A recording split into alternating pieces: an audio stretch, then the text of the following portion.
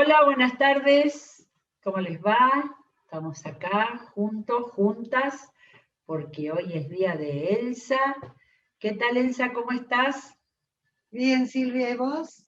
Bien, muy bien. ¿Todo bien?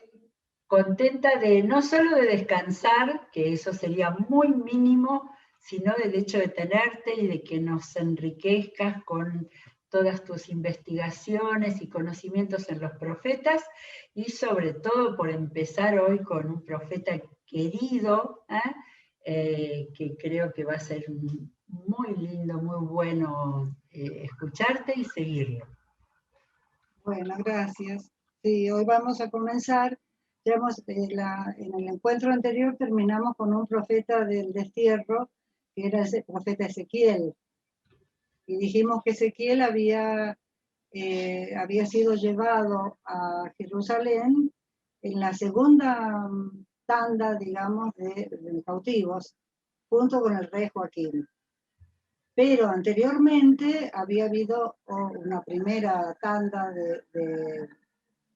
de exiliados obligados a llevar, iban en tono de cautivos, de esclavos inclusive, ¿no?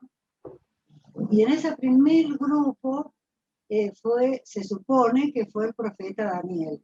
Eso en los tiempos del rey Joacim, que era el padre de Joaquín.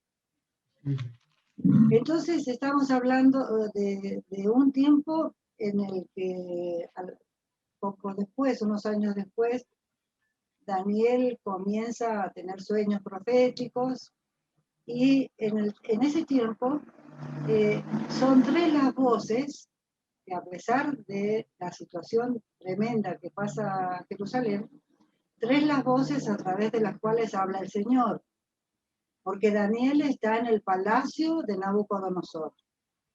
Ezequiel está en una comunidad judía lejos, muy lejos, casi 100 kilómetros del palacio. No está en una ciudad importante, junto al río Quebar. Y Jeremías sigue hablando desde Jerusalén hasta que Jerusalén cae definitivamente y es destruida.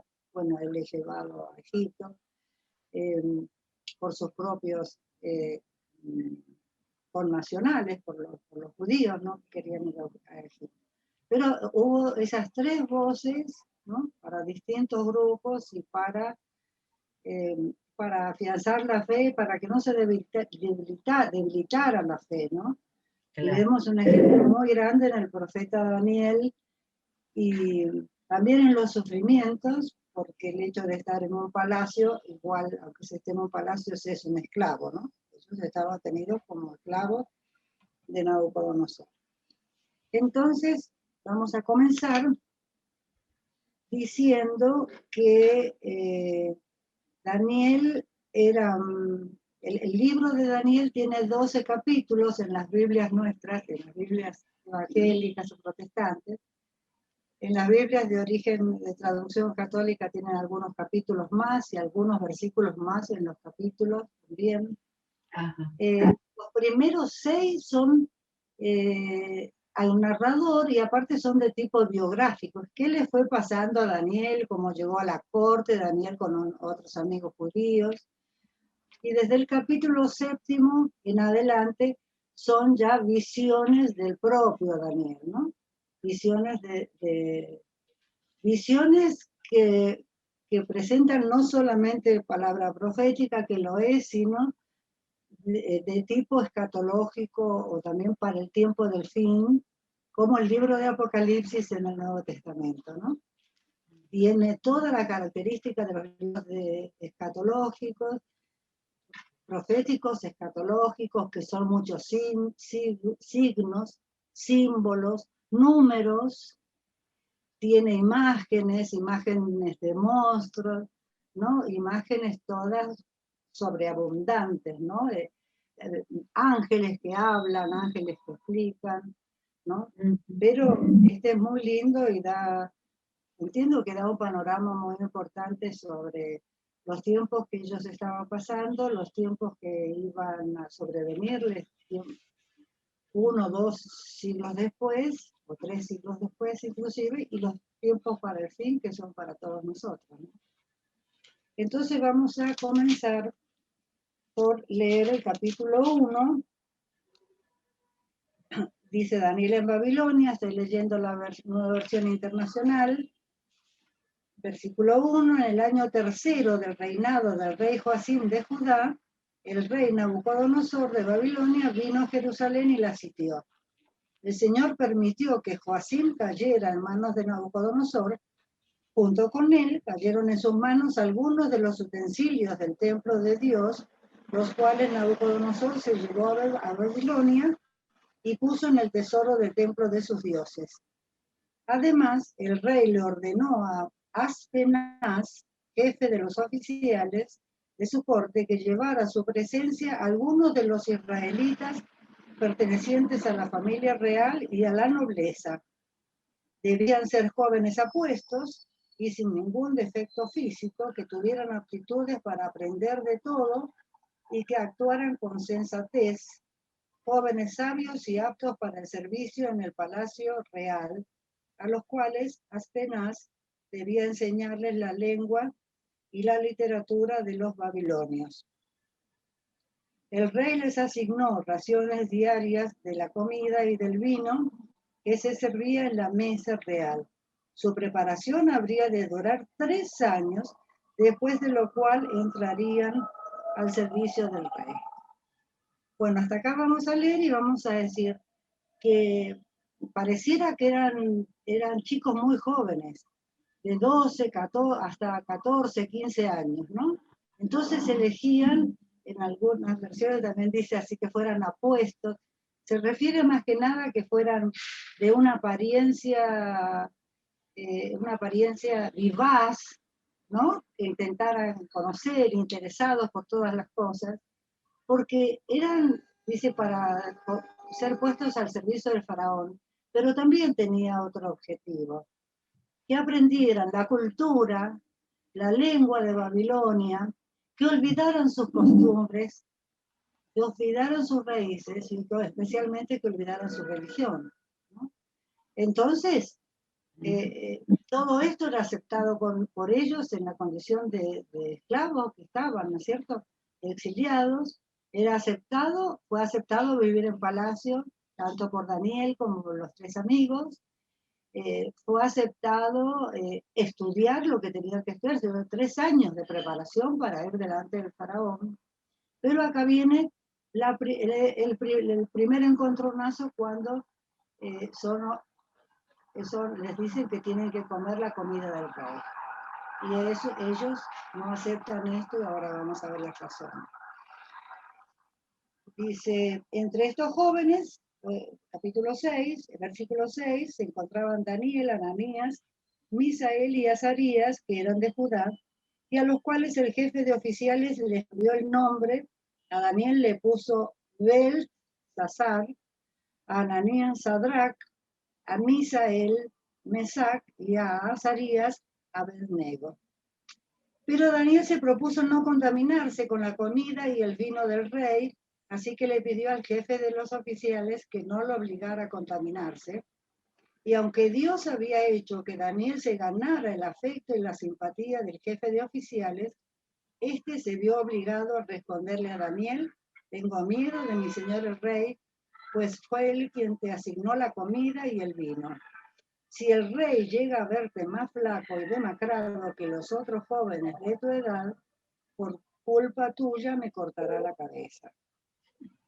¿Por qué se niega Daniel a comer la comida que le manda el rey? Se debería ser seguramente una comida muy buena, ¿verdad? Porque era una comida de carne y de vino que primero había sido ofrendado a los dioses, ¿no? Y entonces, por eso, desde el Levítico, ellos tenían prohibido comer algún animal o algo de otro pueblo que hubiera sido sacrificado en nombre de otros dioses. Y, bueno, va al encargado, que evidentemente estaba encargado de ellos, y les dice, y no se anima a hacer nada este hombre, pero dice, el jefe de oficiales le ordenó a un guardia atender a Daniel. Ananías, Mijael y Azarías. Y Daniel habló con este guardia y me gusta lo que le dijo, porque Daniel le dijo lo mismo, pero le hizo una propuesta. Es decir, fue con una propuesta a esta segunda persona. Y le dijo, por favor, haz con tus siervos una prueba de 10 días. Danos de comer solo verduras y de beber solo agua. Pasado ese tiempo, compara nuestro semblante con el de los jóvenes que se alimentan con la comida real y procede de acuerdo con lo que veas en nosotros. Bueno, el guardia aceptó la propuesta y lo sometió a una prueba de 10 días. Al cumplirse el plazo, estos jóvenes se veían más sanos y mejor alimentados que cualquiera de los que participaban de la comida real. Así que el guardia les retiró la comida y el vino del rey y en su lugar siguió alimentándolos con verduras. El versículo 17 dice, a estos 4 jóvenes Dios los dotó de sabiduría e inteligencia para entender toda clase de literatura y ciencia. Además, Daniel podía entender toda visión y todo sueño, ¿no? Entonces acá vemos la estrategia que tuvo Daniel, ¿verdad? No fue con el mismo pedido o fue con la misma intención, pero dio una salida, ¿no? Es decir, propuso un plan que le salió bien. Sabes que es un elemento para evangelizar a los veganos esto.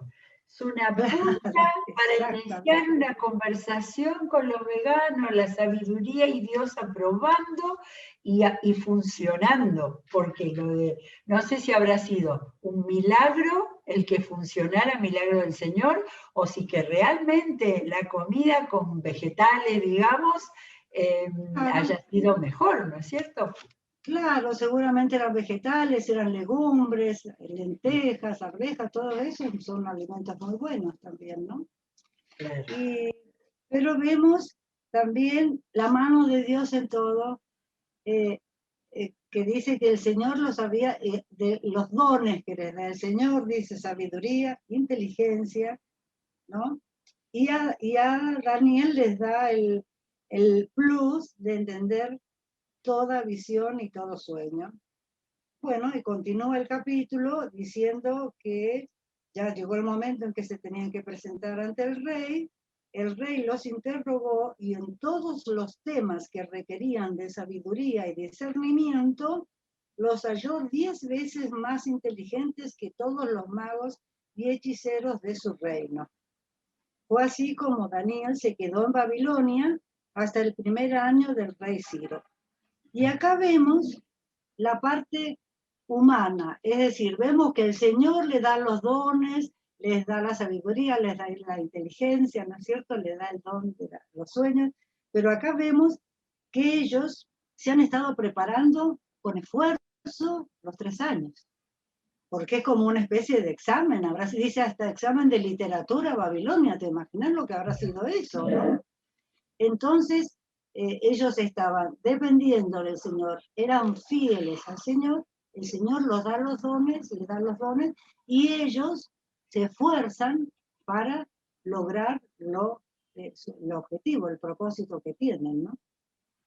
Y los encontró, fue así como dice, me llamó la atención, porque este es un libro que todo es grande, ¿no? Dice, los halló 10 veces más inteligentes que todos los magos y hechiceros de su reino. Acá todo es grande, acá todo es más, 10 veces más grande, 100 veces más grande. Fue así como Daniel se quedó en Babilonia hasta el primer año del rey Ciro. Estamos hablando ya de los persas, ¿no? Darío, Ciro, han pasado muchos años, ¿no? Este último versículo está hablando de tiempos muy posteriores. Y vamos ahora al capítulo 2, el sueño del rey Nabucodonosor. Es un capítulo muy largo, muy largo, pero lo voy a abreviar y después Silvia, vos y los hermanos también seguramente lo vamos a volver a leer en casa con más detenimiento.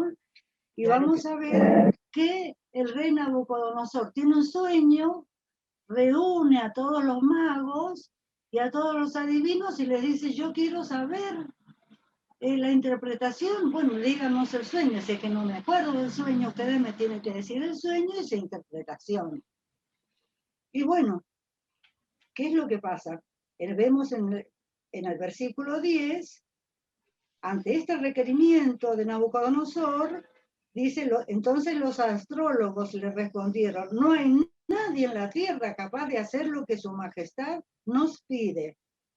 Jamás a ningún rey se le ha ocurrido pedirle tal cosa a ningún mago, hechicero o astrólogo.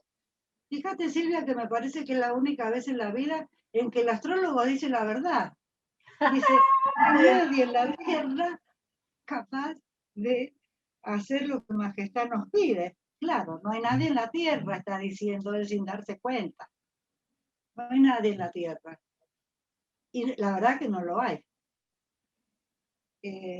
Lo que su majestad nos pide raya en lo imposible, y nadie podrá revelárselo a no ser los dioses, pero ellos no viven entre nosotros. Ahí está.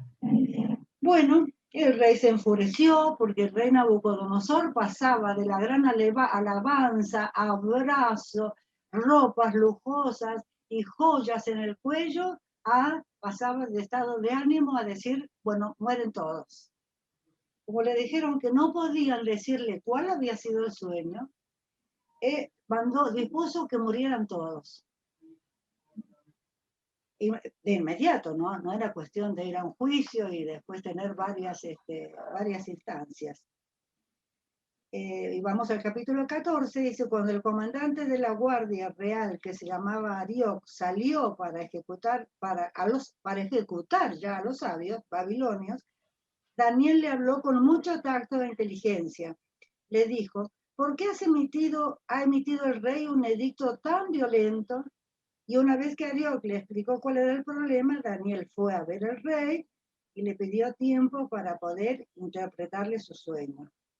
Después volvió a su casa y le contó a sus amigos, Ananías, Misael y Azarías, cómo se presentaba la situación. Al mismo tiempo, les pidió que imploraran la misericordia del Dios del cielo en cuanto a ese sueño misterioso, para que ni él ni sus amigos fueran ejecutados con el resto de los sabios babilonios. Es decir, ¿qué fue a hacer Daniel? Le pidió tiempo al rey para que no matara a los de su propio pueblo, ¿no? Y les pidió ayuda, es decir, que lo ayudaran a interceder a sus 3 amigos, ¿no? Les pidió oración. Chicos, oren por mí. Oren porque necesitamos saber que el Señor nos revele cuál ha sido el sueño y cuál es la interpretación del sueño de Nabucodonosor. Si no, también nos va a matar a nosotros. Y bueno, y dice que el versículo 19, durante la noche Daniel recibió en una visión la respuesta al misterio, entonces alabó al Dios del cielo y dijo, alabado sea por siempre el nombre de Dios, suyos son la sabiduría y el poder, Él cambia los tiempos y las épocas, pone y depone reyes, a los sabios da sabiduría y a los inteligentes discernimiento. Él revela lo profundo y lo escondido y sabe lo que se oculta en las sombras. Es preciosa, ¿no? Una alabanza, una adoración tremenda, ¿no? En donde declara justamente la cualidad de Dios de que sabe todo, ¿no? Es omnisciente y sabe todo, y todo lo que está oculto y todo lo que se quiere tener en las sombras, Él lo va a revelar, ¿no? Bueno, y después sigue, el capítulo es largo, por eso dice que sería lindo que después lo leyéramos más tranquilo, completo. Y en el versículo 36, él se presenta ante el rey y después de haberle contado el sueño, le dice, bueno, ahora le voy a decir la interpretación de este sueño, ¿no? Y sería lindo ahora tener una imagen sobre lo que soñó Nabucodonosor, ¿no? Dice, este es el sueño que tuvo su majestad. Oh, Darío, gracias, bárbaro. Este es el sueño que tuvo. Nabucodonosor. Soñó con una imagen gigantesca que tenía la cabeza de oro, tenía los brazos y el torso de plata, de bronce el tronco, las piernas de hierro y los pies de hierro y barro, como está en esto. Gracias, Darío, gracias. Y ahora viene la explicación que da el propio Daniel, ¿no? Dicen,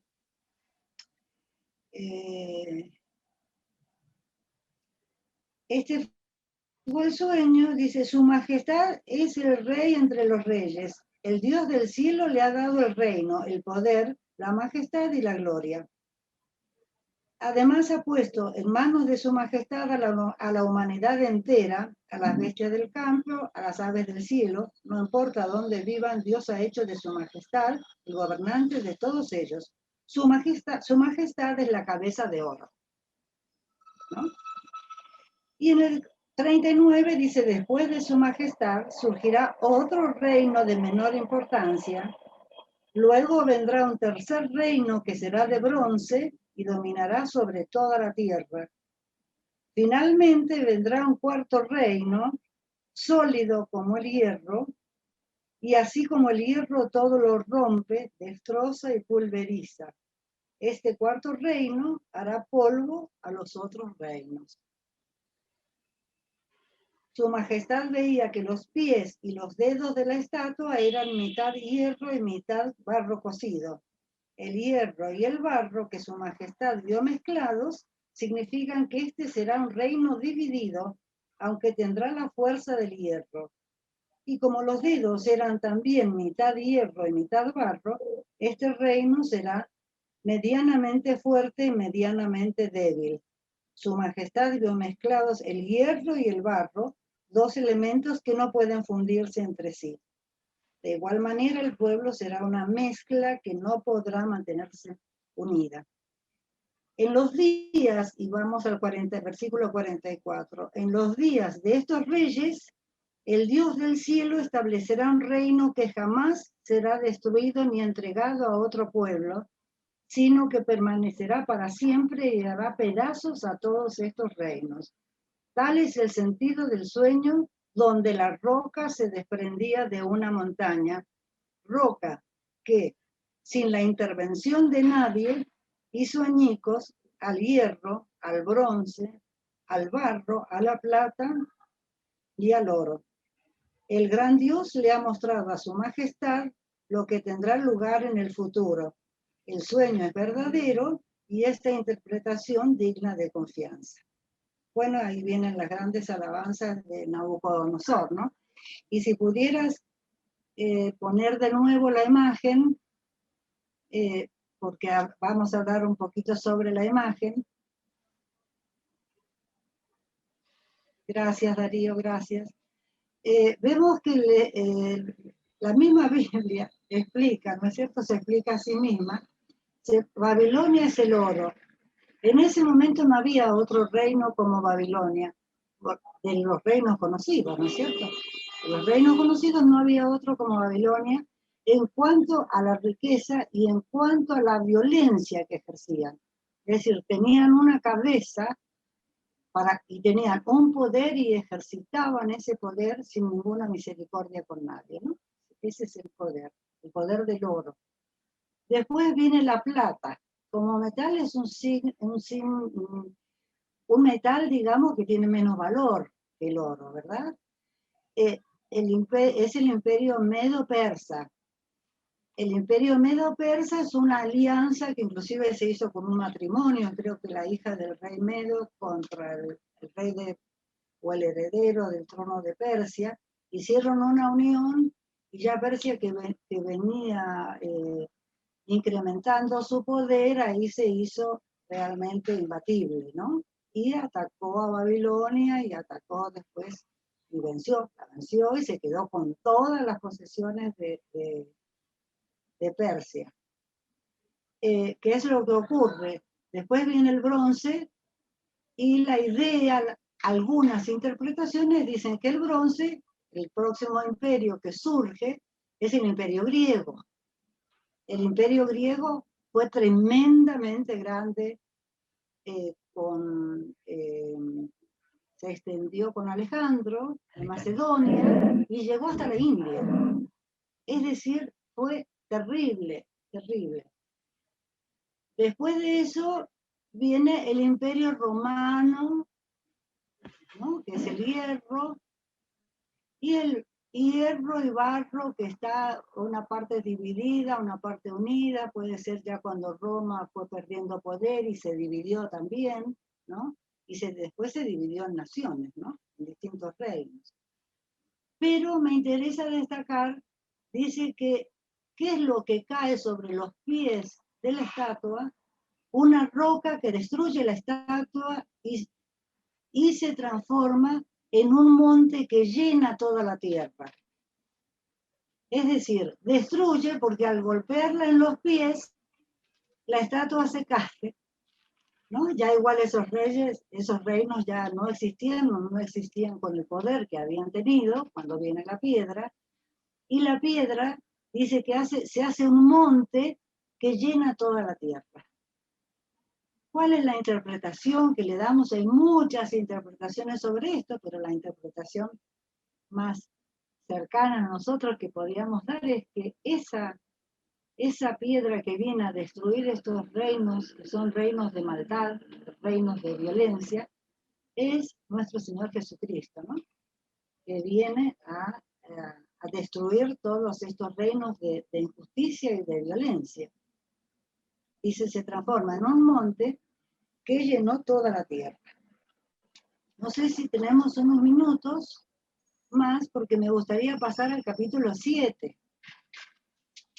Vamos a ir al capítulo 7, después vamos a volver atrás en el próximo encuentro, y en el capítulo 7, ya en las visiones de Daniel,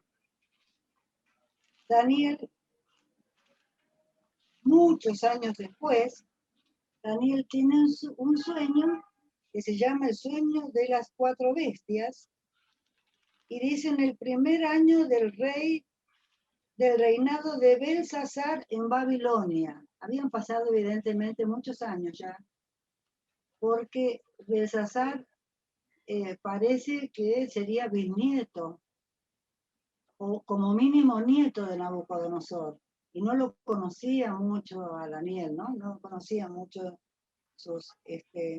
lo que había pasado durante el tiempo de Nabucodonosor. Pero Daniel tuvo un sueño, acá los sueños son de Daniel. Daniel tuvo un sueño mientras yacía en su lecho y ve 4, dice, que surgen del mar. Durante la noche tuvo una visión y en ella veía el gran mar agitado por los 4 vientos del cielo. Del mar salían 4 bestias enormes, cada una diferente de la otra. La primera se parecía a un león que tenía 2 alas, y esa es Babilonia, porque Babilonia también fue rápida para conquistar. Bien.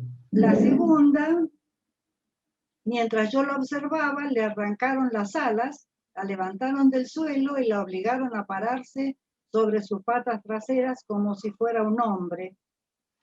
Esto le vamos a hacer referencia después. Y se le dio un corazón humano. La segunda bestia que vi se parecía a un oso. Se levantaba sobre uno de sus costados y entre sus fauces tenía 3 costillas. Esta sería el oro, la plata, es decir, el imperio persa, que tenía un hombro más alto que otro porque en realidad era unión de 2 reinos, en donde Media era el menos poderoso. Por eso era desparejo su cuerpo, ¿no? Bueno, él sí, dejemos acá, porque esto es muy interesante y es como para desmenuzarlo y leerlo entero, que vos leas todo el pasaje entero y se nos acaba, bueno, el lo vamos tiempo. a tomar otra vez y vamos a ver la relación que hay con lo que habíamos visto en el capítulo 2. Amplía, Claro, en el capítulo 7 se amplía.